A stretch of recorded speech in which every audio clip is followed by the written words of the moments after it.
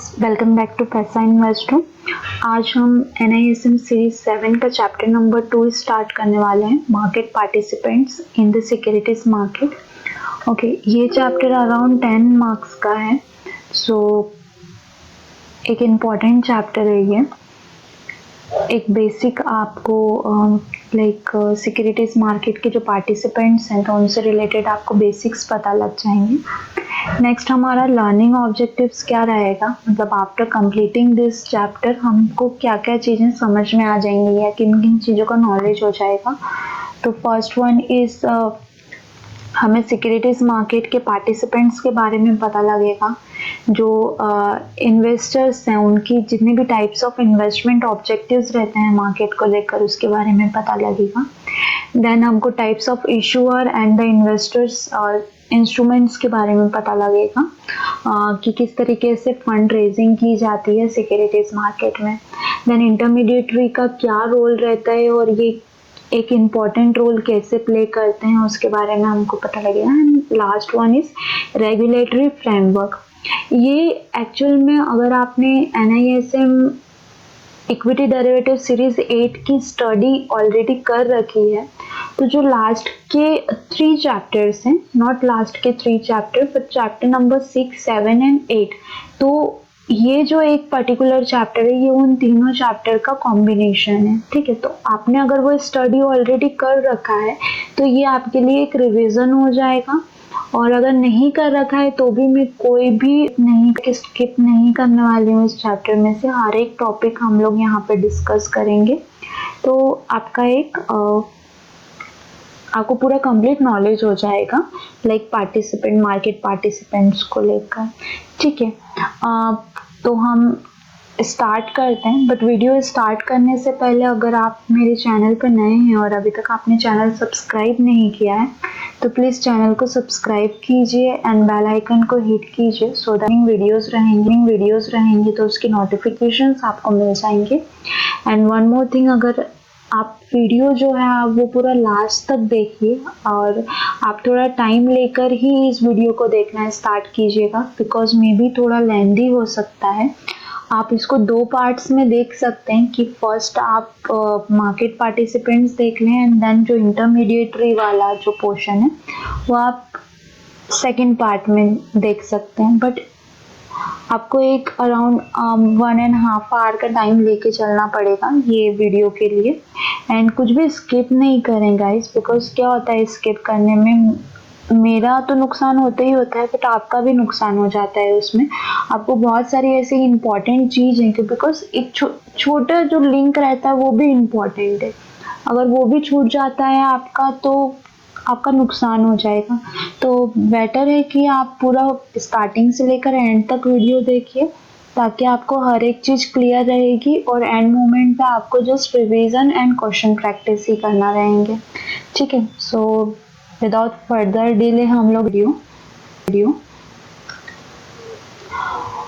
जैसे कि हमने लास्ट चैप्टर में पढ़ा था जो इंट्रोडक्शन टू सिक्योरिटीज मार्केट था कि कोई भी इकोनॉमी को रन करने के लिए फाइनेंशियल इंस्ट्रूमेंट्स बहुत इंपॉर्टेंट रोल प्ले करते हैं, है ना। और ये रोल प्ले करने के लिए इकोनॉमी के ग्रोथ के लिए जो कैश फ्लो होता है तो वो कुछ पार्टिसिपेंट्स के थ्रू कैश फ्लो होता है, और वो पार्टिसिपेंट्स कौन होते हैं उन्हीं के बारे में हमको इस चैप्टर में डिटेल्स पढ़नी है। ठीक है, तो टोटल 4 पार्टिसिपेंट्स होते हैं। First one is investor, second one is issuer, third one is intermediaries and regulators. ठीक है, सो फर्स्ट हम इन्वेस्टर्स पढ़ेंगे। इन्वेस्टर्स नॉर्मली क्या होता है, इन्वेस्टर्स को हम ये बोल सकते हैं कि ये सिक्योरिटीज मार्केट के बैकबोन होता है। बैकबोन कैसे होता है, इन्वेस्टर्स के कारण ही कैश जो है वो कैश फ्लो हो रहा है। ठीक है, कैसे कैश फ्लो हो रहा है, बिकॉज इन्वेस्टर्स ही वो पार्टिसिपेंट्स हैं या वो मार्केट मेकर्स हैं जो कि मार्केट में क्या करते हैं, इन्वेस्टमेंट करते हैं, राइट। और ये इन्वेस्टमेंट करने का उनका मेन मोटिव क्या होता है इसके पीछे, ऑब्वियस अर्निंग। और वो ये किस तरीके से करते हैं, वो क्या चाहते हैं कि हमारा जो मनी है वो हमारे लिए वर्क करे, राइट। मनी के बदले, पैसे के बदले वो पैसा बनाना चाहते हैं, तो इसलिए इन्वेस्टर्स क्या करते हैं, मार्केट में इन्वेस्टमेंट्स करते हैं। ठीक है, अब ये इन्वेस्टमेंट्स कैसे होती हैं, क्या होती हैं, वो हम पढ़ेंगे, बट फर्स्ट हम जो टाइप्स हैं वो रहते हैं वो देख लेते हैं। So there are two types of investor. First one is retail investor and institutional investor. Retail investors कौन होते हैं? Retail investor इंडिविजुअल्स बोल सकते हो आप, जैसे कि फॉर सपोज आप में हम लोग अगर मार्केट में इन्वेस्टमेंट करते हैं तो हम लोग रिटेल इन्वेस्टर्स में आते हैं। और second one is institutional investor. तो इंस्टीट्यूशनल इन्वेस्टर्स में कौन आ जाएंगे, जैसे म्यूचुअल फंड्स हो गए, डोमेस्टिक इन्वेस्टर्स हो गए, राइट, या फिर कोई कंपनी है, कोई कॉर्पोरेट है जो कि मार्केट में इन्वेस्ट कर रही है कंपनी के नाम पे, तो वो हो गए, बैंक्स हो गई, राइट, इंश्योरेंस कंपनी हो गई, तो ये सब इंस्टीट्यूशंस में आते हैं। इवन कस्टोडियन पार्टीज हो गए, कस्टोडियंस भी अपना इन्वेस्टमेंट है ना, ब्रोकर्स भी इन्वेस्टमेंट करते हैं। तो जितने भी कंपनीज के नाम पे अगर कुछ इन्वेस्टमेंट हो रहा है तो वो सारे इंस्टीट्यूशनल इन्वेस्टर्स में आते हैं। बट इंस्टीट्यूशनल इन्वेस्टर्स की भी कैटेगरी होती है और रिटेल इन्वेस्टर की भी कैटेगरी होती है। रिटेल इन्वेस्टर जो रहते हैं वो इंडिविजुअल, मतलब एक पर्सन के अकाउंट में, एक पर्सन के पैन कार्ड पे जब सिक्योरिटीज मार्केट में इन्वेस्टमेंट होता है तो उसे रिटेल इन्वेस्टर बोला जाता है। अब रिटेल इन्वेस्टर्स में भी दो कैटेगरी होती है। एक कैटेगरी होती है individual category, okay, and second one category होती है HNI category. In case of IPO, अगर IPO के केस में हम देखें, ठीक है, तो कोई भी पर्सन यदि 2 लाख से ज्यादा का इन्वेस्टमेंट करता है IPO में तो वो HNI कैटेगरी रहती है, और अगर 2 लाख से कम का इन्वेस्टमेंट कर रहा है तो वो इंडिविजुअल कैटेगरी रहती है। ठीक है, यहाँ पर अगर हम इन्वेस्टमेंट पे देखें तो वैसे तो अगर इन्वेस्टमेंट में कोई भी सिंगल हैंड मतलब एक बार में यदि 2.5 लाख से ज्यादा का परचेसिंग, बाइंग या सेलिंग कर रहा है ग्रेटर देन 2.5 लाख रुपीज, तो वो HNI कैटेगरी में आता है। बट नॉर्मली HNI और इंडिविजुअल कैटेगरी जो क्या बोलना चाहे, डिफरेंशिएट की जाती है, क्लासिफाइड की जाती है, तो वो IPO के केस में ही की जाती है। IPO में दो कैटेगरीज रहती है टू अप्लाई फॉर, और यहाँ पे एक 2 लाख के बिलो कैटेगरी रहती है, एक 2 लाख के अबव कैटेगरी रहती है। ठीक है, नेक्स्ट है इशूअर। इशूअर कौन होता है, जो भी सिक्योरिटीज मार्केट में लॉन्च करता है उसको इशूअर बोला जाता है। ये पब्लिक सेक्टर भी हो सकता है या फिर प्राइवेट भी हो सकता है। जो भी कंपनी अपने शेयर जो है वो मार्केट में लिस्ट करती है ना, या बॉन्ड्स लेके आती है मार्केट में, या NCDs लेके आती है सिक्योरिटीज मार्केट में, तो वो सब कौन हो गए, इश्यूअर हो गए, इशू करने वाले हो गए, राइट। म्यूचुअल फंड, जैसे म्यूचुअल फंड कंपनीज जो हैं, AMCs जो है, असेट मैनेजमेंट कंपनी बोला जाता है म्यूचुअल फंड्स की कंपनीज को, तो वो लोग म्यूचुअल फंड्स लॉन्च करते हैं। तो ये दो कैटेगरी के में रहते हैं, एक प्राइवेट सेक्टर हो गया, एक पब्लिक सेक्टर हो गया। तो प्राइवेट सेक्टर कौन सा हो गया, जो कि कंपनी खुद, फॉर सपोज HDFC बैंक है, तो HDFC bank private sector bank है। और वहीं पे अगर मैं SBI की बात करूं, स्टेट बैंक ऑफ इंडिया, तो it's a public sector company. वो क्या है, गवर्नमेंट कंट्रोल करती है, उसका कुछ भी अगर टर्म्स एंड कंडीशन या फिर नॉर्म्स या फिर मैनेजमेंट कुछ भी चेंज होता है तो वो गवर्नमेंट चेंज करती है, राइट। ऑथोरिटी किसके पास रहती है, गवर्नमेंट के पास रहती है।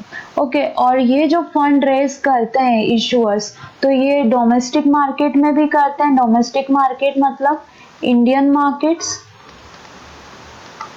और इंटरनेशनल मार्केट से भी फंड रेज करते हैं। ठीक है, तो इंटरनेशनल मार्केट क्या हो गया, जैसे कि USA है ना, या फिर यूरोप कंट्रीज में लॉन्च करते हैं, या फिर अदर जो कंट्रीज हैं, अगर वहां पे आप सिक्योरिटीज के IPO इश्यूज लेके आ रहे हो या वहां से फंड रेजिंग कर रहे हो, तो वो इंटरनेशनल मार्केट्स हो गए। अब ये कैसे होता है ये हम आगे पढ़ेंगे, बट ये बेसिक है कि इश्यूअर्स कौन कौन होते हैं। टू टाइप्स के इश्यूअर होते हैं, public and private sector. Public जो रहते हैं वो कम्प्लीटली गवर्नमेंट कंट्रोल रहती हैं कंपनीज, और प्राइवेट सेक्टर जो कि खुद इंडिविजुअल कंट्रोल करती है कंपनीज, ठीक है।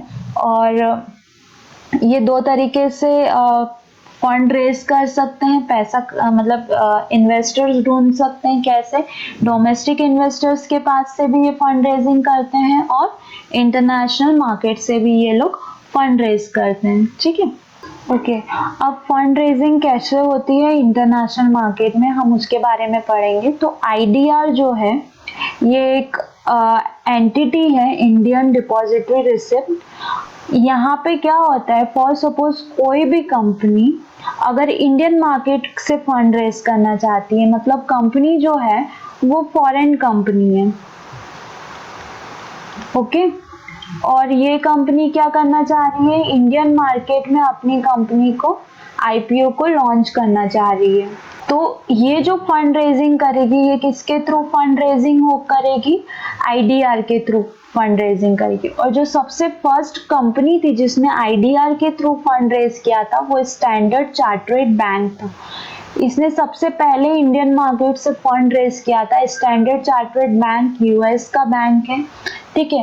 तो इन्होंने अपना स्टैंडर्ड चार्टर्ड बैंक को कहाँ से फंड रेज किया, कहाँ पे लिस्ट किया, इंडियन मार्केट में लिस्ट किया, और इंडियन मार्केट से इन्होंने फंड रेजिंग करी है। तो फॉर सपोज कोई भी फॉरेन कंपनी अगर इंडियन मार्केट से फंड रेज करना चाहती है, मनी कलेक्ट करना चाहती है, इन्वेस्टर्स ढूंढना चाहती है, तो वो किसके थ्रू करती है, आईडीआर के थ्रू करती है। आईडीआर का फुल फॉर्म आप लोग नोट कर लीजिएगा, इंडियन डिपॉजिटरी रिसिप्ट। ओके, सो ये मेन है ऐसे इंस्ट्रूमेंट जिससे कि कैपिटल रेज किया जाता है ओवरसीज मार्केट में।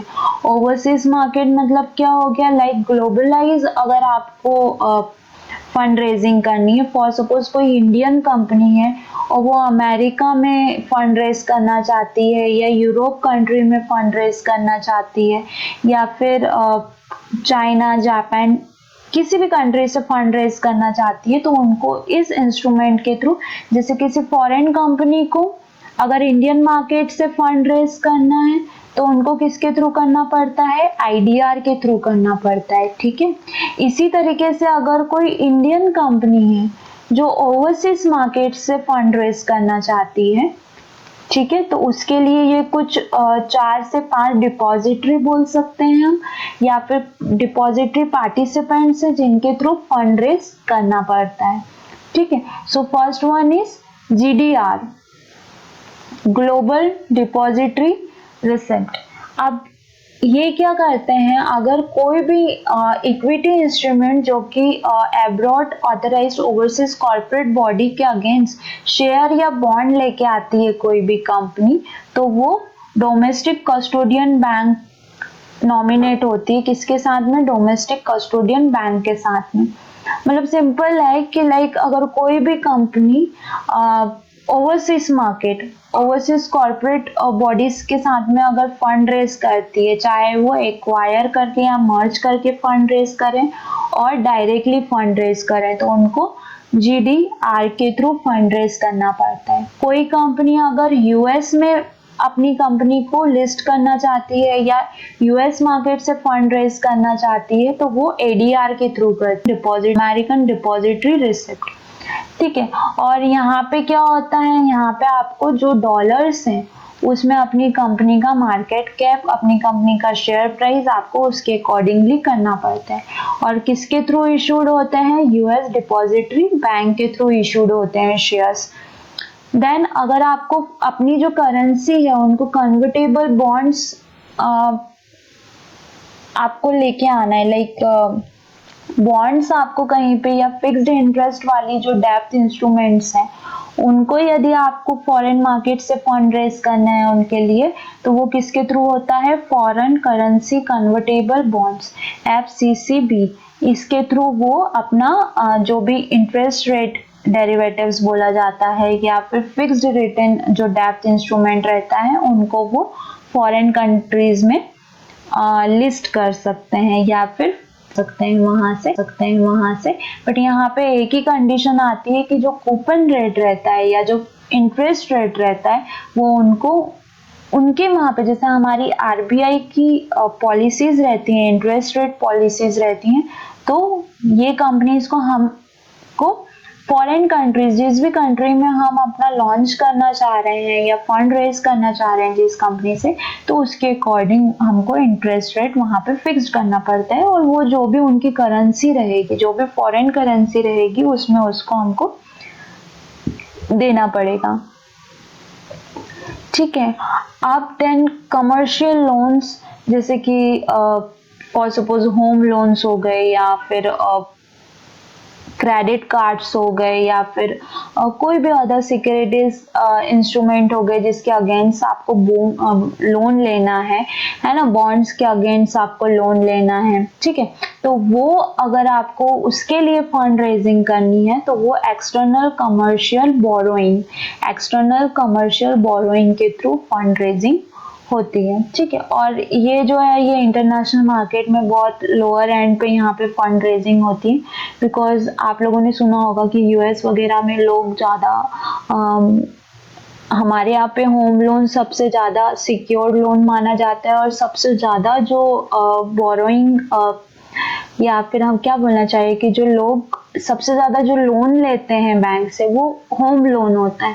बट यूएस में ऐसा नहीं है। यूएस में सबसे ज्यादा जो लोन्स रहते हैं वो क्रेडिट कार्ड्स के लोन रहते हैं, मॉर्गेज लोन्स बहुत कम रहते हैं, होम लोन्स बहुत कम रहते हैं। उन लोगों का ऐसा सोचना है कि लंबे टाइम के लिए लंबी लायबिलिटी लेना करेक्ट नहीं है, छोटे टाइम के लिए छोटी लायबिलिटी लेना चाहिए ताकि वो हम इजीली पे कर सकें।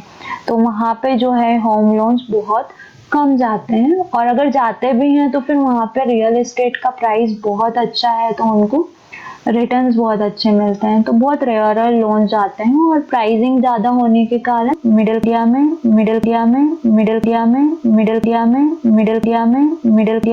Middle class person, I think most probable middle class person का होम लोन होता ही होता है। ठीक है, सो ये डिफरेंस है, आपको ये 4 इंस्ट्रूमेंट ध्यान रखना है। ग्लोबल डिपॉजिटरी रिसिप्ट, अगर ओवरसीज मार्केट में आपको फंड रेजिंग करनी है तो जीडीआर के थ्रू जाना होगा। अगर यूएस मार्केट में फंड रेजिंग करनी है तो एडीआर के थ्रू जाना होगा। अगर आपको interest rate, fixed interest rate, डेब्ट इंस्ट्रूमेंट या बॉन्ड्स, एलसीडीज में फंड रेजिंग करनी है तो आपको फॉरेन करेंसी कन्वर्टेबल बॉन्ड्स के थ्रू जाना होगा। और अगर आपको बोरोइंग मतलब कमर्शियल लोन के लिए अगर आपको फंड रेजिंग करनी है तो आपको एक्सटर्नल कमर्शियल बोरोइंग के थ्रू जाना होगा। देन नेक्स्ट इंटरमीडिएट रिस्क सबसे इम्पोर्टेंट है और सबसे ज्यादा बड़ा टॉपिक है ये इंटरमीडिएट रिस्क। ठीक है, तो इंटरमीडिएट रिस्क कौन होते हैं?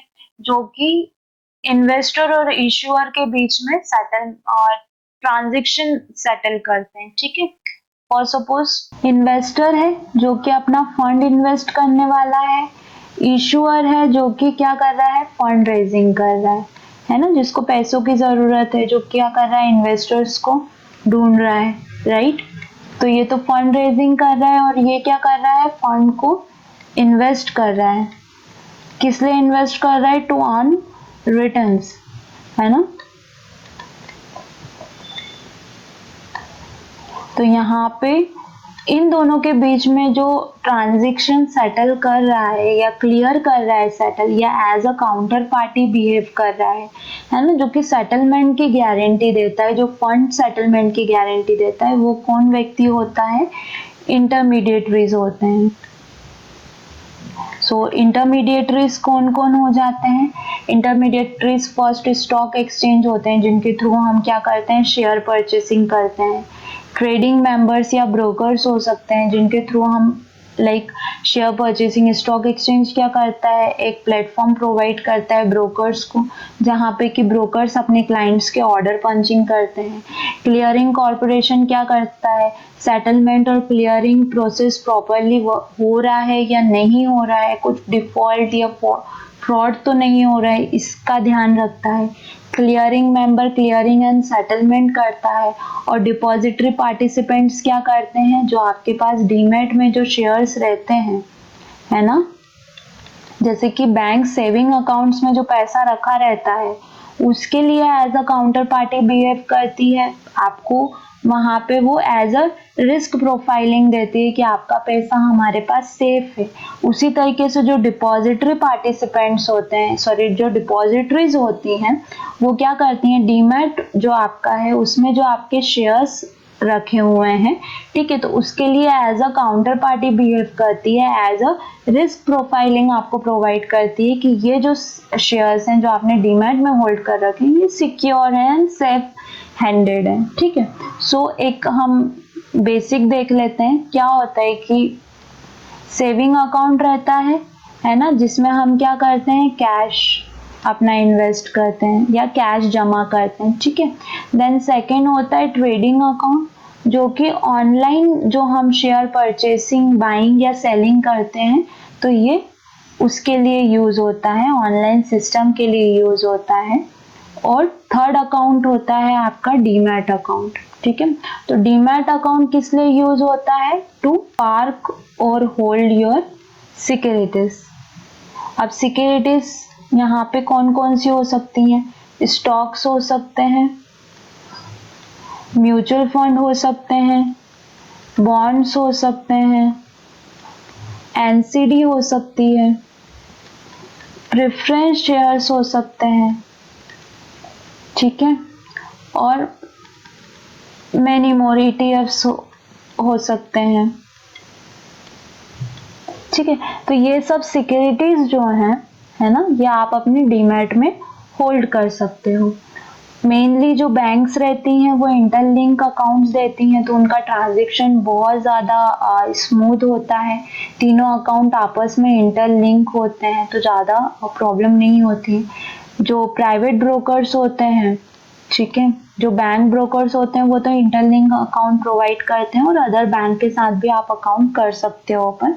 जो प्राइवेट ब्रोकर्स होते हैं उनका क्या रहता है, ओनली ट्रेडिंग और डीमैट उनके पास रहता है। इवन कुछ कुछ प्राइवेट ब्रोकर का तो डीमैट भी उनका खुद का नहीं रहता है, किसी बैंक का उनके पास डीमैट रहता है। सो डीमैट ऑलवेज करती ही होल्ड करती है ना।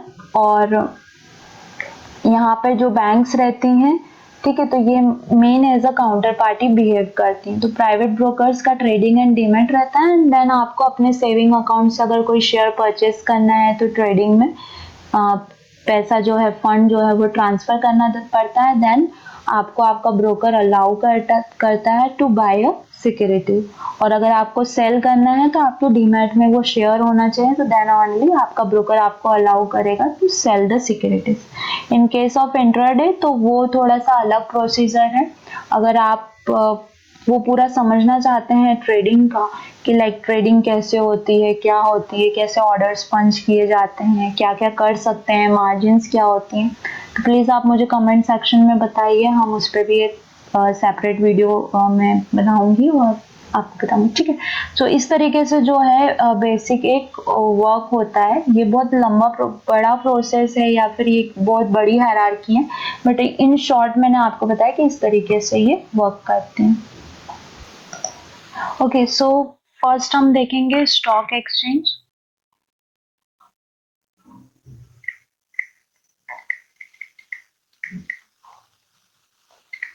स्टॉक एक्सचेंज इंडिया में एट प्रेजेंट बहुत सारे वैसे स्टॉक एक्सचेंज है, पर मेन जो स्टॉक एक्सचेंज है वो फर्स्ट वन है NSC, national stock exchange of India. Then BSC, Bombay stock exchange of India. And third one is MCX, multi commodity exchange, ठीक है। वैसे पुणे स्टॉक एक्सचेंज भी है, कलकत्ता स्टॉक एक्सचेंज भी है, ठीक है। बट मेनली जो ट्रेड्स होते हैं, है ना, या क्या बोलना चाहिए कि ऑर्गेनाइज्ड स्टॉक एक्सचेंज जो है वो ये तीन ऑर्गेनाइज्ड स्टॉक एक्सचेंज है, NSC, BSc and MCX.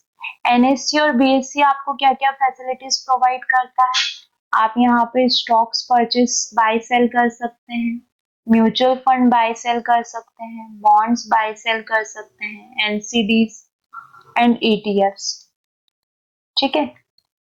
MCX आपको इवन कमोडिटी भी रिसेंटली स्टार्ट किया है, एनएससी एंड बीएससी ने कमोडिटीज, तो आप कमोडिटीज भी कर सकते हैं। एमसीएक्स आपको ओनली कमोडिटीज फैसिलिटी प्रोवाइड करता है। कमोडिटी में यहाँ पर आप बुलियंस पे ट्रेड कर सकते हैं। बुलियंस मतलब gold and silver. Then metals पे ट्रेड होता है, तो मेटल में copper, aluminium, nickel. Then energy पे ट्रेड होता है, तो एनर्जी में क्रूड ऑयल और नेचुरल गैस।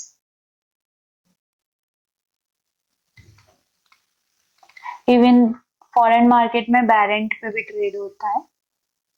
और एग्री कमोडिटी में जो मेन कॉमन है वो सोयाबीन है,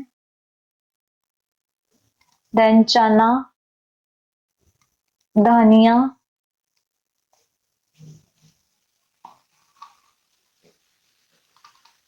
एंड मैनी मोर जितने भी एग्री कमोडिटीज हैं। इवन मिर्च मसाले पे भी ट्रेड होता है, हल्दी, लाल मिर्ची, राई, जीरा, सब पे ट्रेड होता है। ठीक है, तो बट जो मेन जो ट्रेडेबल रहते हैं वो ये सब ट्रेडेबल होते हैं। तो ये एक स्टॉक एक्सचेंज का ओवरव्यू है। ओके, एंड स्टॉक एक्सचेंज जो रहते हैं वो क्या ऑनलाइन पोर्टल प्रोवाइड करते हैं फॉर ट्रांजेक्शन। ऑफलाइन कुछ भी नहीं होता है, ऑनलाइन पोर्टल्स रहते हैं। ऑनलाइन पोर्टल्स के थ्रू ट्रांजेक्शन बाय या सेल बिट्स करी जाती हैं। ठीक है, सो सबसे फर्स्ट जो स्टॉक एक्सचेंज को डिफाइन किया गया था वो SCRA के अंडर डिफाइन किया गया था। SCRA क्या है? Securities contract. ये आप कहीं पे इसका फुल फॉर्म नोट कर लेना। ओके, सो सिक्योरिटीज कॉन्ट्रैक्ट रेगुलेशन एक्ट 1956 के अंदर स्टॉक एक्सचेंज को फर्स्ट टाइम डिफाइन किया गया था। और डेफिनेशन इस तरीके से दी गई थी कि ये एक ऐसा इंडिविजुअल बॉडी है, ठीक है, जो कि इनकॉर्पोरेटेड है और नॉट कॉन्स्टिट्यूट है। ठीक है, जो कि क्या करता है, as a counter party behave कर रहा है फॉर ट्रेड्स। ट्रेड्स के लिए as a counter party behave करता है। प्लस ये ऑनलाइन पोर्टल जो प्रोवाइड किया गया था वो भी 1956 में ही प्रोवाइड किया गया था। ओके, नेक्स्ट हम पढ़ते हैं क्लियरिंग कॉर्पोरेशन। उसी के अंडर में हम clearing member and trading member भी कवर करेंगे। सो एक हायरार्की दे गए थे। क्लियरिंग कॉर्पोरेशन जो रहता है वो मेन एंटिटी रहती है ना। इसके अंडर में क्लियरिंग मेंबर्स रहते हैं। अब ये क्लियरिंग मेंबर्स हो सकते हैं या फिर क्लियरिंग मेंबर कम ट्रेडिंग मेंबर्स हो सकते हैं। ओके, या फिर सेल्फ क्लियरिंग मेंबर्स हो सकते हैं। 3 टाइप्स के क्लियरिंग मेंबर्स होते हैं, राइट। सेल्फ क्लियरिंग मेंबर कौन होते हैं? जो खुद के ही trades self trade settle and clearing करते हैं, right. Clearing cum trading member कौन होते हैं? जो ट्रेड एग्जीक्यूशन भी करते हैं और क्लियर एंड सेटलमेंट भी करते हैं। मतलब यहाँ पे क्लियरिंग, सेटलमेंट एंड एग्जीक्यूशन। और ये क्लाइंट के भी ट्रेड क्लियरिंग, सेटल और एग्जीक्यूट करते हैं, प्लस सेल्फ के भी ट्रेड क्लियरिंग एंड सेटल करते हैं। तो क्लाइंट एंड सेल्फ बोथ।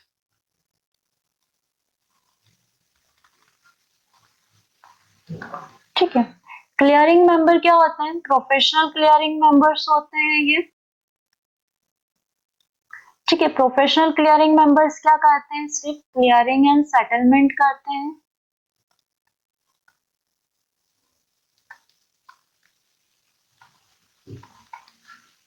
किसके लिए? ट्रेडिंग मेंबर्स के लिए, है ना। ट्रेडिंग मेंबर्स के जो क्लाइंट रहेंगे उनके क्लियरिंग एंड सेटलमेंट करते हैं।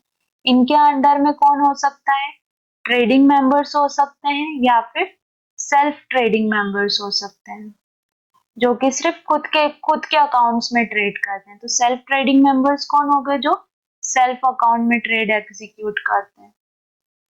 और ट्रेडिंग मेंबर्स कौन हो गए, जो क्लाइंट और खुद के अकाउंट में, दोनों के अकाउंट में ट्रेड सेटलमेंट करते हैं, सेटलमेंट नहीं सॉरी, ट्रेड एग्जीक्यूशन करते हैं या फिर ट्रेड पंच करते हैं। ठीक है, तो आई होप कि ये आपको हायरार्की समझ में आई होगी। और ये जो क्लियरिंग मेंबर्स हैं, प्रोफेशनल क्लियरिंग मेंबर्स हैं, ये कौन हो सकते हैं, आइदर बैंक्स हो सकती हैं या फिर कस्टोडियंस हो सकते हैं। कस्टोडियंस कौन होते हैं, कस्टोडियंस वो होते हैं जो कि सेफ गार्ड करते हैं सिक्योरिटीज को।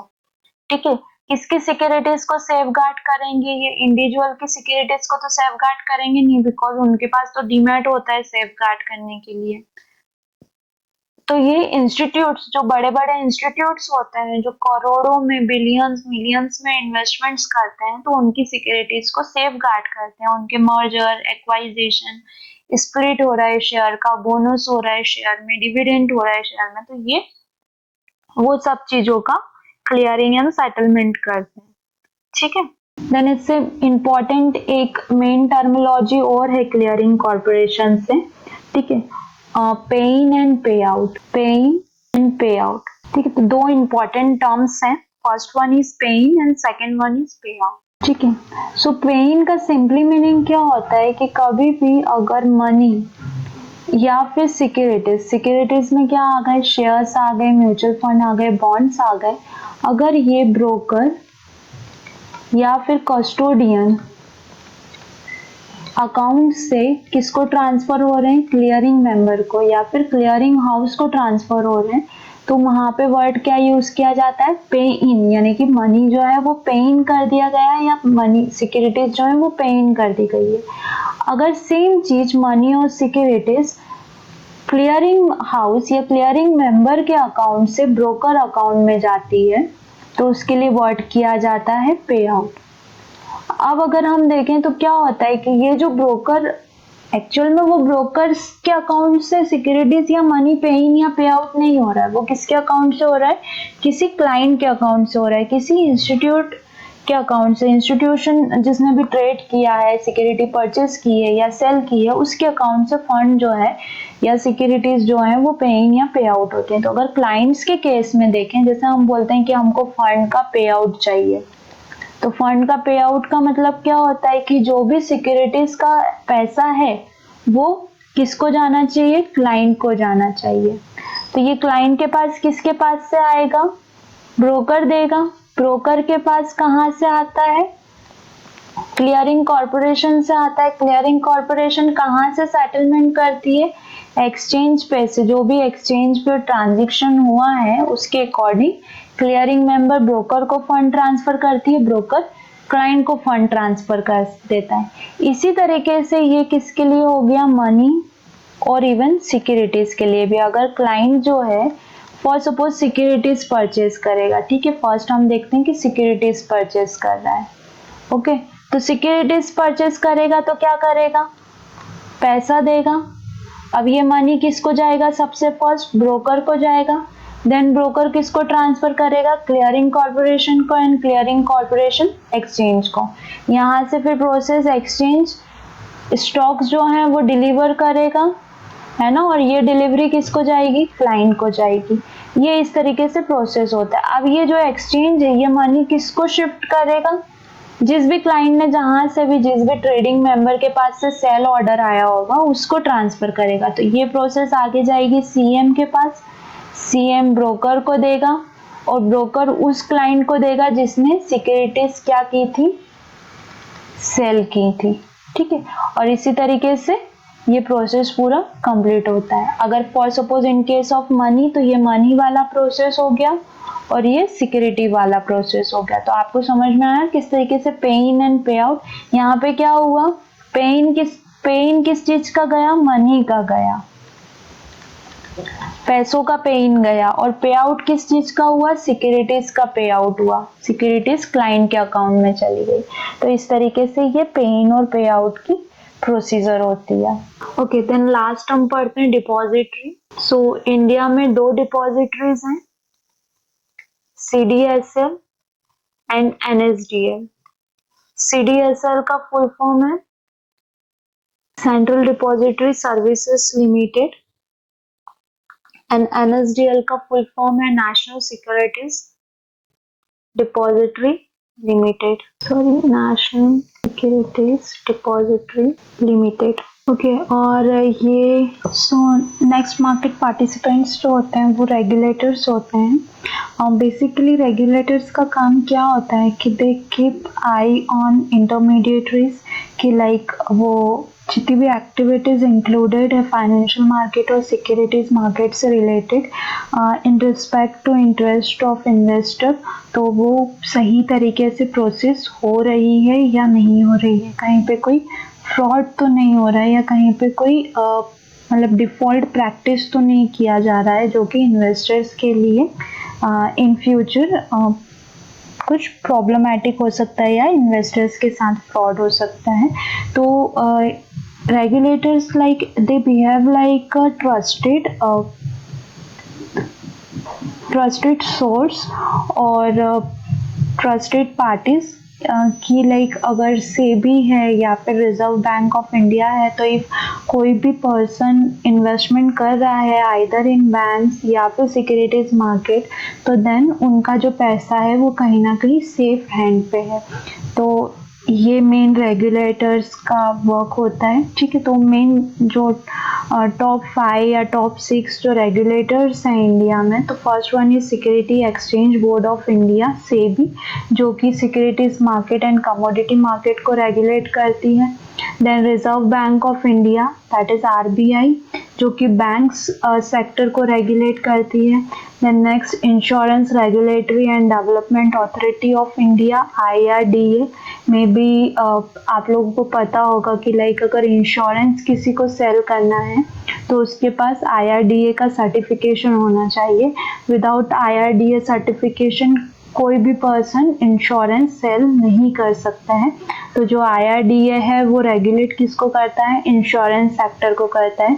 Then pension fund regulator and development authority PFRDA जितने भी पेंशन और PF फंड्स वगैरह रहते हैं, पेंशन फंड्स जो रहते हैं उनको रेगुलेट करता है। देन मिनिस्ट्री ऑफ फाइनेंस, जो कि इन सब के टॉप लेवल मैनेजमेंट पे आता है, MOF। Then ministry of corporate affairs MCA। तो ये सब रेगुलेटर्स हैं इंडिया के जो कि हर एक सेक्टर या हर एक डिपार्टमेंट को रेगुलेट करते हैं, क्या वर्क प्रोसीजर होनी चाहिए, कौन कौन से रूल्स फॉलो करने हैं, क्या नए रूल्स इम्प्लीमेंट करने हैं, तो वो सब ये रेगुलेटर्स देखते हैं।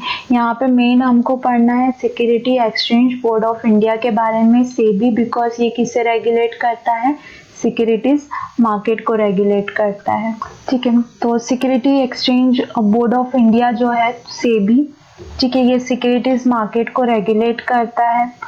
और जो सेक्शन 1992 है उसके अंडर सेबी का एस्टैब्लिशमेंट हुआ था। डॉक्टर LC गुप्ता की जो कमेटी थी 20 मेंबर्स की, तो उनके अंदर में सेबी को एस्टैब्लिश किया गया था, ठीक है, एक्ट ऑफ पार्लियामेंट के अंदर। और सेबी जो है एक प्राइमरी रोल प्ले करता है to protect the investor interest, मतलब इन्वेस्टर्स के साथ में कुछ भी गलत नहीं होना चाहिए, तो इसका सेबी ध्यान रखता है। और सिक्योरिटीज मार्केट का डेवलपमेंट को प्रमोट करता है, लाइक मैक्सिमम इन्वेस्टर्स जो हैं वो सिक्योरिटीज मार्केट में इन्वेस्टमेंट करें। जस्ट बिकॉज हमने फर्स्ट चैप्टर में भी पढ़ा था, सेकेंड चैप्टर के भी स्टार्टिंग में हमने ये चीज़ पढ़ी थी कि कोई भी कंट्री की इकोनॉमी तभी स्ट्रांग होती है जब उसका सिक्योरिटीज या फाइनेंशियल मार्केट स्ट्रांग होता है, कैश फ्लो अच्छा होता है, ठीक है। ओके, सो हम सेबी और security exchange board of India का एक ओवरव्यू देखेंगे कि सेबी क्या है। सो सेबी जो है वो रेगुलेट करती है किसी सिक्योरिटीज मार्केट को रेगुलेट की करती है।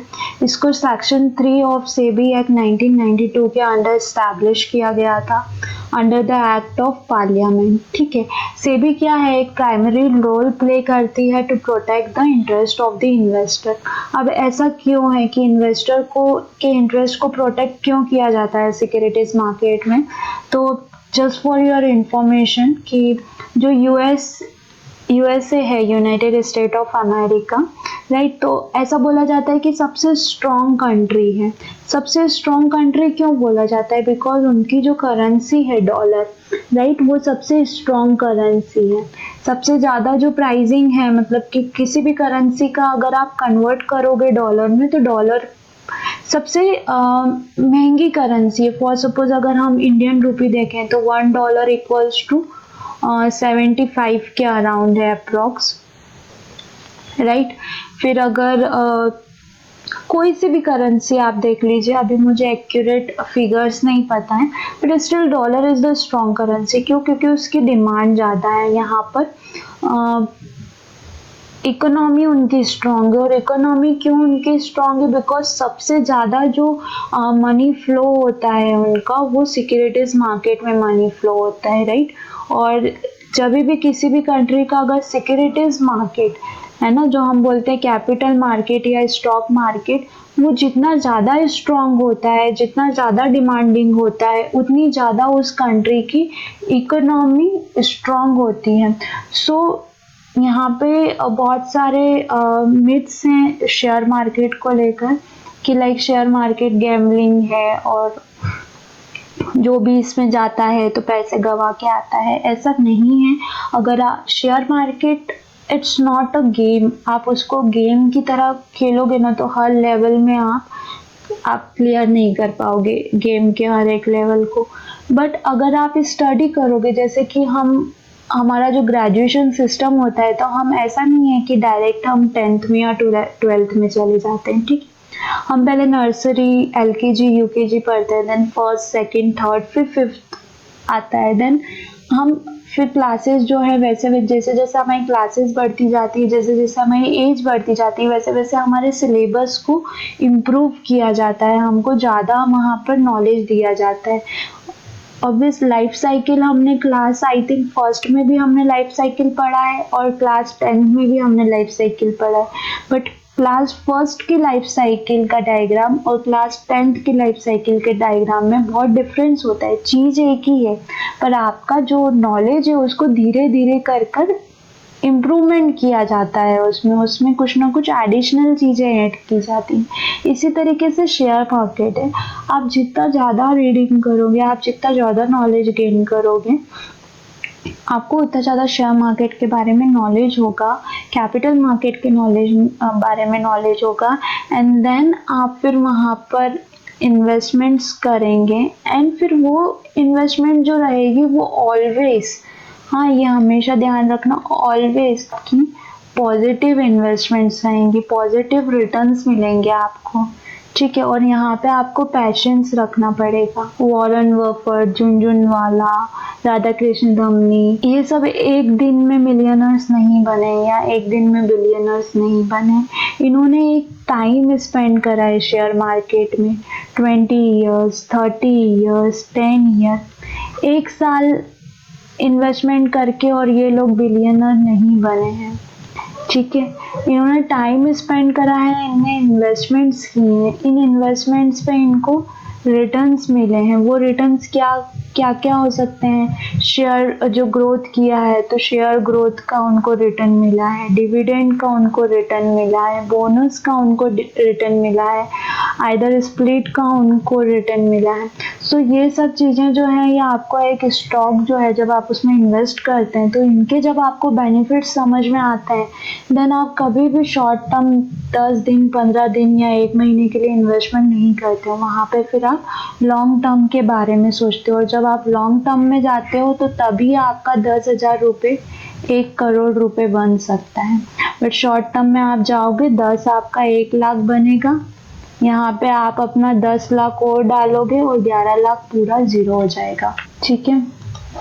सो ये अदर देन सिलेबस था, बट आपको आई थिंक इन शॉर्ट समझ में आया होगा कि जिस भी कंट्री की इकोनॉमी कैसे स्ट्रांग होती है, बिकॉज उसके रुपी या उसके करेंसी का वेटेज ज़्यादा होता है, डिमांड ज़्यादा होती है, ठीक है। और जिनका मनी सबसे ज़्यादा सिक्योरिटीज मार्केट में फ्लो करता है वही कंट्री सबसे ज़्यादा स्ट्रॉन्ग इकोनॉमी होती है। आज इंडिया 3rd नंबर पे ऐसे ही नहीं आ गया है या 5th नंबर पे ऐसे ही नहीं आ गया है। यहाँ पे हमने इन्वेस्टर्स लेके आए, ठीक है। अगर फॉर सपोज नरेंद्र मोदी के बारे में बात की जाए तो आई एम नॉट, मैं किसी पर्टिकुलर पार्टी को सपोर्ट नहीं करती हूँ, बट स्टिल उन्होंने क्या किया, वो इन्वेस्टर्स लेके आए, है ना। उन्होंने अगर रिलायंस की बात की जाए तो फेसबुक यानी कि यूएस की कंपनी ने इंडियन कंपनी में इन्वेस्टमेंट किया है। वॉलमार्ट की बात की जाए तो वॉलमार्ट ने फ्लिपकार्ट को परचेज किया है, तो वो यूएस की कंपनी है, उन्होंने इंडियन कंपनी में इन्वेस्ट किया है। सो फॉरेन कंट्रीज का जब इन्वेस्टमेंट आता है किसी और कंट्री में, इंडियन कंट्री में फॉर एग्जांपल, तो वहाँ पे फिर क्या होता है, उससे पता लगता है कि हमारी इकोनॉमी जो है वो ग्रो कर रही है। देन रोल ऑफ सेबी, तो जो मेन रोल रहता है वो डेवलपमेंट ऑफ सिक्योरिटीज मार्केट को प्रमोट करना होता है उनका। देन जो बिजनेसेस स्टॉक मार्केट में हो रहे हैं या फिर किसी भी सिक्योरिटीज मार्केट में हो रहे हैं तो उनको रेगुलेट करती है सेबी। देन जितने भी स्टॉक ब्रोकर या सब ब्रोकर हैं उनको सेबी के साथ में रजिस्टर करना पड़ता है और सेबी ही उनको रेगुलेट करती है। या फिर जो भी सेबी का रेगुलेटरी फ्रेमवर्क सेबी ने जो बनाया हुआ है तो उसको हर एक स्टॉक ब्रोकर को फॉलो करना पड़ता है, ठीक है। देन ये सेल्फ रेगुलेटरी ऑर्गेनाइजेशन को प्रमोट एंड रेगुलेट करता है सेबी। देन प्रोहिबिट करता है कि इसको जो भी फ्रॉड होते हैं या फिर अनफेयर ट्रेड प्रैक्टिसेस मार्केट में अगर हो रही हैं तो उसको सेफ गार्ड करता है, in interest of investors. Then ये इंफॉर्मेशन कलेक्ट करता है या फिर हम बोल सकते हैं इन शॉर्ट कि ये ऑडिट करता है। ऑडिट कहाँ कहाँ पे कर सकता है, तो स्टॉक एक्सचेंज पे ऑडिट कर सकता है, इंटरमीडिएटरीज पे ऑडिट कर सकता है। इंटरमीडिएटरीज में कौन कौन आ गए, clearing corporation, clearing member, trading member, stock broker. So इनके ऊपर ये ऑडिट कर सकता है, इवन डिपॉजिटरीज, ठीक है। देन सेल्फ रेगुलेटरी ऑर्गेनाइजेशन पे ऑडिट कर सकता है। म्यूचुअल फंड्स, एएमसीज जो होती हैं असेट मैनेजमेंट कंपनी, उन पे ऑडिट कर सकता है या फिर किसी इंडिविजुअल पे भी ये ऑडिट, अगर फॉर सपोज कोई बहुत ज़्यादा मनी ट्रांजेक्शन्स कर रहा है, करोड़ ऑफ रुपीज़ में पर्टिकुलर स्टॉक्स में ही इन्वेस्टमेंट आ रहा है कंटिन्यू, तो इंडिविजुअल्स पे भी ये ऑडिट कर सकता है कि ये आपके पास पैसा कहाँ से आया जो आपने सिक्योरिटीज मार्केट में इन्वेस्ट किया है, ठीक। Then regulatory framework for securities market, तो मेनली 4 एक्ट प्रोवाइड किए हैं सेबी ने। First one is SEBI act 1992 जिसके अंडर में सेबी का एस्टेब्लिशमेंट हुआ था। देन स्कार्स, ये वाला एक्ट के बारे में पूछा जाता है, SCRA 1956, और ये मैं पहले सेक्शन में आपको पढ़ा चुकी हूँ, ठीक है। Then next security contract regulation, stock exchange and clearing corporation, second amended regulation 2017। 2017 में कुछ रेगुलेशन प्रोवाइड किया था सेबी ने, ठीक है, सिक्योरिटीज कॉन्ट्रैक्ट को लेकर स्टॉक एक्सचेंज और क्लियरिंग कॉर्पोरेशन के लिए, तो ये वो एक्ट है। देन डिपॉजिटरी एक्ट 1996, डिपॉजिटरी का जो एस्टैब्लिशमेंट हुआ है और डिपॉजिटरी किस फ्रेमवर्क को फॉलो करेगी, तो ये उस एक्ट में पूरा ही है। देन द कंपनी एक्ट 2013, इसके अंदर कंपनी, कौन सी कंपनी कैसे आईपीओ ला सकती है ना, कौन सी कंपनी डेरिवेटिव्स में जाने के लिए एलिजिबल है, कौन सी कंपनी किस तरीके से इन्वेस्टर्स की मतलब कितना परसेंटेज ऑफ इक्विटीज मार्केट में लॉन्च कर सकती है, कितना इक्विटीज प्रमोटर के पास हो सकता है, कितना इक्विटी कंपनी सेल्फ होल्ड करके रख सकती है, तो ये कंपनी एक्ट के अंदर में, ठीक है। नॉर्मली जो क्वेश्चन आता है वो स्कार्स सॉरी SCRA 1956 और कंपनी एक्ट 2013 पे से आता है। मैं आपको एक बार सजेस्ट करूंगी कि इन डिटेल ये आप जो वर्कबुक प्रोवाइड की जाती है NISM के थ्रू, तो आप ये 2 एक्ट जो है इन डिटेल पढ़ लीजिएगा।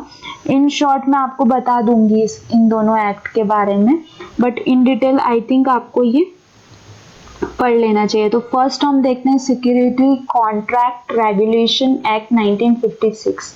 ठीक है, मैं फुल फॉर्म लिख देती हूँ यहाँ पर। ठीक है, तो ये फर्स्ट अमेंडेड किया गया था, मतलब फर्स्ट टाइम ये लॉन्च किया गया था, देन इसी को इम्प्लीमेंट किया है एंड 2017 में कुछ जो रेगुलेशंस थे, रूल्स थे, उनको चेंज करके और नया प्रोवाइड किया गया।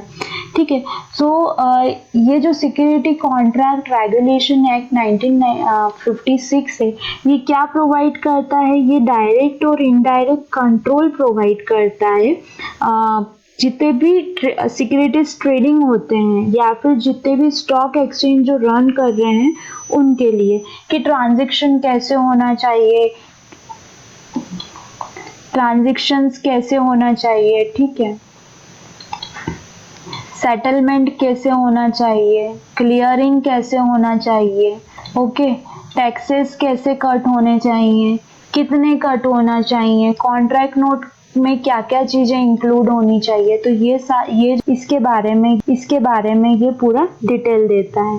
ठीक है, तो मेन जो ये कंट्रोल करता है, तो ये क्या क्या कंट्रोल करता है? सबसे फर्स्ट तो ये स्टॉक एक्सचेंज को कंट्रोल करता है कि रिकॉग्नाइज स्टॉक एक्सचेंज से ही ट्रांजेक्शन होगा, अदर किसी स्टॉक एक्सचेंज से ट्रांजेक्शन नहीं होगा। देन जो कॉन्ट्रैक्ट्स हैं, मतलब हमने फ्यूचर में पढ़ा था कि 3 कॉन्ट्रैक्ट ओपन रहते हैं और ऑप्शन में 3 कॉन्ट्रैक्ट ओपन होते हैं। रिसेंटली ये भी क्वेश्चन में भी पूछा जा सकता है, रिसेंटली बैंक निफ्टी में,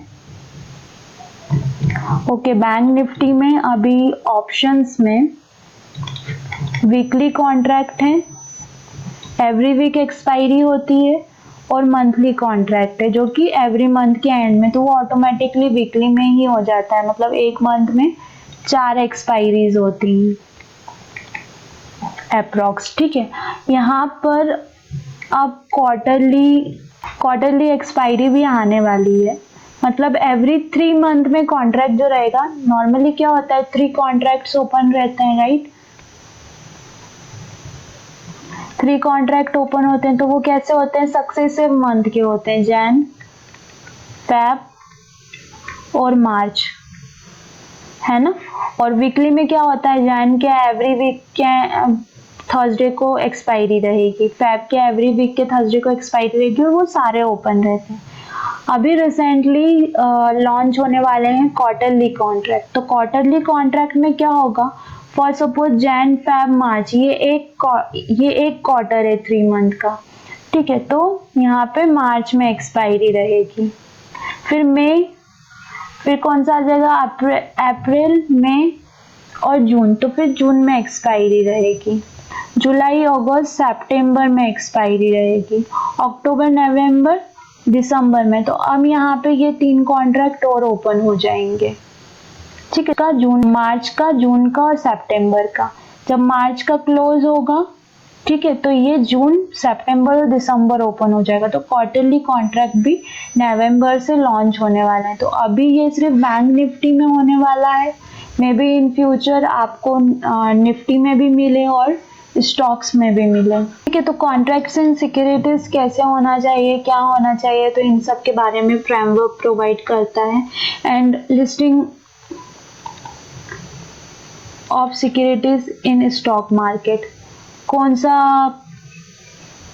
सी कंपनी लिस्ट हो सकती है, क्या क्राइटेरिया रहेगा, तो वो सारे डिटेल्स जो रहता है ये इस रेगुलेशन एक्ट के अंडर में। तो आपको मेन 3 चीज ध्यान रखनी है कि एक रिकॉग्नाइज्ड स्टॉक एक्सचेंज से ट्रेड होना चाहिए, कॉन्ट्रैक्ट एंड सिक्योरिटीज, कितने कॉन्ट्रैक्ट ओपन रहेंगे सिक्योरिटीज में, और किन शेयर्स, कौन से स्टॉक्स हैं जो कि शेयर मार्केट में लिस्ट हो सकते हैं, उनका क्राइटेरिया क्या होना चाहिए। तो ये सब रेगुलेशन एक्ट 1956 के अंडर में है। एंड लास्ट वन जो कंपनी एक्ट 2013 है, तो इसके अंदर क्या रहता है कि अलॉटमेंट, एंड ट्रांसफ़र। तो जो अलॉटमेंट्स होते हैं, जैसे फॉर सपोज आईपीओ आता है, तो आईपीओ के लिए आप अप्लाई करते हो, देन लॉटरी सिस्टम पे अलॉटमेंट्स होता है। तो ये अलॉटमेंट्स कैसे होंगे, क्या होगा, क्या एल्गोरिथम रहेगा, ये सब किसके अंडर दिया हुआ है? कंपनीज एक्ट 2013 के अंडर दिया है। अगर आपको आपके शेयर्स हैं आपके अकाउंट में, आपको किसी और को ट्रांसफ़र करने हैं ये शेयर्स, तो वो कैसे ट्रांसफ़र होंगे? या फिर फॉर सपोज बोनस प्रोवाइड किया है कंपनी ने, तो बोनस का अलॉटमेंट कैसे होगा? अगर स्प्लिट दिया है तो वो जो रेशो है वो कितने में रेशो में कट होगा और कैसे ट्रांसफ़र किया जाएगा? तो ये सब जो प्रोसीजर्स है या रेगुलेशन और रूल्स हैं इससे रिलेटेड, तो वो सब कंपनीज एक्ट 2013 में प्रोवाइड किए गए। तो ये नहीं पूछा जाता है कि उसका प्रोसीजर क्या है या क्या नहीं, बस यही पूछा जाता है कि कंपनी एक्ट 2013 क्या है, या फिर SCRA 1956 क्या है, कौन सा एक्ट है, या उसके अंदर क्या क्या चीज़ें उसके अंदर आती हैं, या क्या क्या चीज़ें कौन कौन से रेगुलेशंस हैं। तो बस इतने ही क्वेश्चन आता है यहाँ से। ओके, देन कुछ एक्ट हैं जो कि पर्टिकुलर लाइक इंटरमीडिएटरीज या प्रिवेंशंस के लिए बनाए गए हैं। तो first one is stock broker and sub broker regulation act है 1992। ये हम इन डिटेल पढ़ेंगे आगे चैप्टर में, ठीक है। और ये हमने आई थिंक सीरीज 8 का, अगर आपने मेरा वीडियो देखा है तो उसमें भी ये वाला रेगुलेशन एक्ट 1992 जो फर्स्ट चैप्टर मैंने आपको पढ़ाया था, तो उसमें थोड़ा सा डिटेल में तो नहीं, बट हाँ ओवरव्यू हमने ज़रूर देखा। बट इन आगे भी जो चैप्टर्स हैं तो उसमें ये कवर होगा पूरा। देन नेक्स्ट जो रेगुलेशन एक्ट 2015 लाया है, तो वो प्रिवेंशन ऑफ इनसाइडर ट्रेडिंग है। मतलब क्या होता है ना कि जैसे किसी भी कंपनी में अगर फॉर सपोज बाय बैक आने वाला है और कंपनी के एम्प्लॉयज़ या कंपनी के प्रमोटर्स या बोर्ड ऑफ डायरेक्टर्स, वैसे बोर्ड ऑफ डायरेक्टर को तो ऑलरेडी पता होता है, बट अगर कंपनी के जो एम्प्लॉयज़ हैं उनको पहले से ही पता लग गया है ना, तो वो क्या करेंगे? वो खुद ट्रेड नहीं करेंगे, बट वो अपने रिलेटिव्स फ्रेंड्स को बता सकते हैं। तो हो सकता है कि अगर फॉर सपोज स्टॉक प्राइस, मतलब जो भी स्टॉक है उसके लिए पॉजिटिव है वो पर्टिकुलर कॉर्पोरेट एक्शन, तो वहाँ पे क्या होगी? बाइंग इंक्रीज हो जाएगी। और अगर नेगेटिव हुआ तो वहाँ पे क्या होगा? सेलिंग इंक्रीज हो जाएगा। लोग क्या करेंगे? रूमर्स ला देंगे मार्केट में कि ऐसा होने वाला है तो सेल करो, या ऐसा होने वाला है तो बाय करो। तो ये जो इनसाइडर ट्रेडिंग क्रिएट होती है, इसको प्रिवेंट करने के लिए ये एक्ट बनाया गया है। Then prevention of money laundering act 2002 है। Then prohibiting of fraud and unfair trade practice related to the securities market, किसी के अकाउंट में गलत ट्रेड कर देना या उससे बिना पूछे ट्रेड कर देना, तो ये सब जो है वो एक्ट 2003 के अंडर में प्रोवाइड किया गया है, उससे related framework. Then custodian of securities, कौन सेफगार्ड कर सकता है सिक्योरिटीज को, कैसे आप सेफगार्ड कर सकते हो, क्या क्या टर्म्स एंड कंडीशन रहेंगे, तो वो सब सेबी रेगुलेशन एक्ट 1996 में प्रोवाइड किया गया है। Then substantial acquisition of share and take over, जैसे कोई भी कंपनी किसी और कंपनी को टेक ओवर करती है, उसके शेयर परचेज करती है, तो उसके लिए उनको क्या टर्म्स एंड कंडीशन फुलफिल करनी पड़ेगी या क्या टर्म्स एंड कंडीशंस हो सकती हैं, तो वो 2011 रेगुलेशन एक्ट के अंदर प्रोवाइड किया गया है। सो आपको जस्ट एक बार ओवरव्यू देखना है इसका, यहाँ से क्वेश्चन नहीं आता है। नॉर्मली इनसाइडर ट्रेडिंग वाला जो रेगुलेशन एक्ट है तो 2015, तो इसका कभी कभार एक आध क्वेश्चन पूछ लेते हैं। बट ये जो चैप्टर है जहाँ पर ये एक्ट्स दिए हुए हैं चैप्टर नंबर 2 में, तो आपको जस्ट एक लाइक नॉलेज पर्पस के लिए या एक बेंचमार्क के लिए कि हाँ आपको पता रहे कि कौन कौन से रेगुलेशन एक्ट हैं, क्या क्या हमको फॉलो करना पड़ता है अगर हम स्टॉक मार्केट में हैं, तो उसका एक बेंचमार्क प्रोवाइड करने के लिए आपको ये सब दिया है। बट यहाँ से बहुत ज़्यादा इन डिटेल या इन डेप्थ क्वेश्चंस नहीं आते हैं, तो ज़्यादा यहाँ इस पर्टिकुलर टॉपिक पे टाइम वेस्ट मत करना। ये सब एक्ट हैं, आपको बस इतना पता होना चाहिए कि कौन सा एक्ट किसके लिए है, तो वो ये मैंने ब्रैकेट में दे दिया है, आप चाहें तो इसका स्क्रीनशॉट ले सकते हैं। ओके, देन हम क्वेश्चंस एक रिव्यू कर लेते हैं किस टाइप के क्वेश्चंस आते हैं। तो first question is ADR ADR क्या है, अमेरिकन डिपॉजिटरी रिसिप्ट क्या है। Negotiable instrument denominated in dollar and issued by US depository bank, bond issued by the Indian companies abroad, depository receipt issues abroad by authorized overseas corporate bodies against share of Indian companies held with nominated domestic custodians। Okay so ठीक है, तो American depository क्यों हम use करते हैं, तो normally किस लिए यूज किया जाता है कि हम जो हमारी इंडियन कंपनीज हैं हम उनको क्या कर सकें, यूएस मार्केट से फंड रेज कर सकें। तो I think answer is first कि ये एक निगोशिएबल इंस्ट्रूमेंट है जो कि क्या करता है, डिनोमिनेटेड इन डॉलर्स, डॉलर्स में डिनोमिनेट होता है और इशू करता है, इशूड होता है यूएस डिपॉजिटरी बैंक के थ्रू, है ना। मतलब हमको अगर फॉर सपोज कंपनी को फंड रेजिंग करनी है यूएस मार्केट में तो हमको किसके पास जाना पड़ेगा, एडीआर के पास जाना पड़ेगा। और एडीआर क्या करेगा, जो भी हमारा इशू प्राइस है जो या जो भी हमारा इशू साइज है उसको डॉलर में कन्वर्ट करेगा, फिर हमको यूएस डिपॉजिटरी बैंक से अथॉरिटी मिलेगी एंड देन हम हमारा जो शेयर है वो यूएस मार्केट में लिस्ट कर पाएंगे।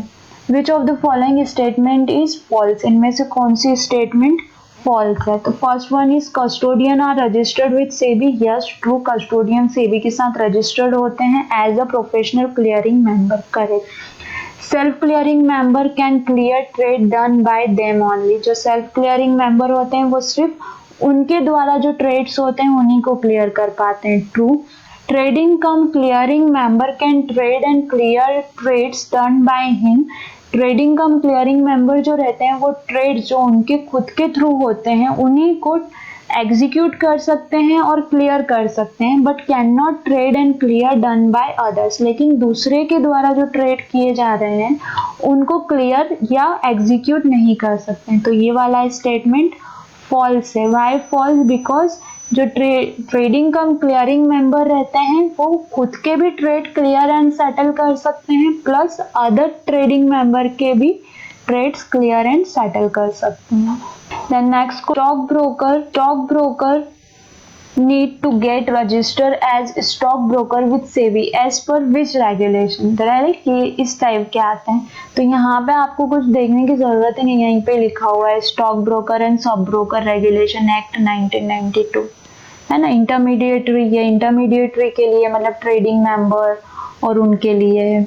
यहाँ पे कंफ्यूज करने के लिए वैसे इंटरमीडिएटरी रेगुलेशन 2008 ऐसा कोई एक्ट ही नहीं है, ठीक है। और जो सेबी एक्ट 1992 है इसके अंडर में क्या दे रखा है, कंप्लीट फ्रेमवर्क प्रोवाइड की गई है कि इक्विटी कैसे लॉन्च होनी चाहिए, कितना परसेंटेज इक्विटी लॉन्च होना चाहिए, कितना मार्केट कैपिटलाइजेशन होना चाहिए, कितनी इक्विटीज होनी चाहिए, डेरिवेटिव्स में कौन सा जो शेयर है वो डेरिवेटिव सेगमेंट में अपने आप को लिस्टिंग कर सकता है, कौन कौन से कॉन्ट्रैक्ट होते हैं, कैसे सेटलमेंट होगा, तो ये सब 1992 के अंडर में दिया हुआ है ना। जो बेसिक जो इस सिक्योरिटीज मार्केट से रिलेटेड है वो यहाँ पे दिया हुआ है, बट जो मेन जिसके अंडर रजिस्टर होना पड़ता है स्टॉक ब्रोकर को वो stock broker and sub broker regulation act 1992 है।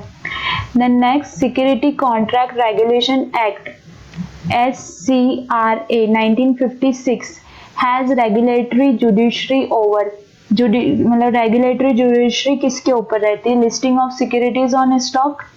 या हमने 3 पॉइंट्स में पढ़ा था कि कौन सा लिस्ट होगा स्टॉक एक्सचेंज पे सिक्योरिटी, उसके ऊपर भी इसका फ्रेमवर्क प्रोवाइड किया हुआ है, recognisation of intermediary in the securities market. तो ये कौन सा एक्ट के अंडर में आएगा, इंटरमीडिएटरी एक्ट जो था 2005 आई थिंक उसके अंडर में। और इन्वेस्टर प्रोटेक्शन एक्ट कौन सा था, आई थिंक 2011 जो एक्ट था वो इन्वेस्टर प्रोटेक्शन एक्ट था, राइट। तो आपको सिर्फ इतना ही ध्यान रखना है कि कौन से ईयर में किसके लिए रेगुलेशन एक्ट दिया गया है, बस उतना ही, ज्यादा आपको नहीं फोकस करना। और मेन जो क्वेश्चन आता है वो एक ये 1956 वाला जो है ये तो आते ही आता है, मतलब आई थिंक मैंने 3, हाँ, लाइक 3 टाइम्स मैंने ये एग्ज़ाम के क्वेश्चंस देखे हैं। सो मतलब मेन एग्ज़ाम जो कि एनआईएसएम पूछता है, तो ऑलमोस्ट 3 टाइम्स ये क्वेश्चन जो है मैंने मतलब खुद ने देखा है कि हाँ, ये क्वेश्चन आया है।